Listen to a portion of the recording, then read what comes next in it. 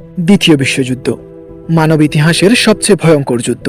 1939 সাল থেকে 1945 সাল পর্যন্ত চলা এই যুদ্ধে প্রাণ হারান আনুমানিক প্রায় 7 থেকে 8 কোটি মানুষ। ধ্বংস হয়ে যায় অনেক বড় বড় শহর, যেমন লন্ডন, টোকিও, হামবুর্গ, বার্লিন। কিভাবে শুরু হয়েছিল, কি ঘটেছিল এবং কারা জড়িত ছিল এই যুদ্ধে, আজ আমরা জানব দ্বিতীয় বিশ্বযুদ্ধের সম্পূর্ণ গল্প।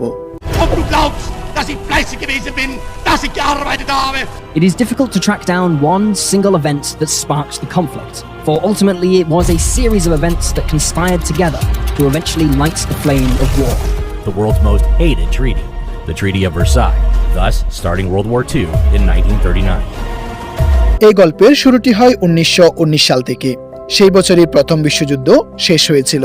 প্রথম বিশ্বযুদ্ধ শেষে একটি বিখ্যাত শান্তি চুক্তি সই করা হয়, যাকে বলা হয় ট্রিটি অফ ভার্সাই।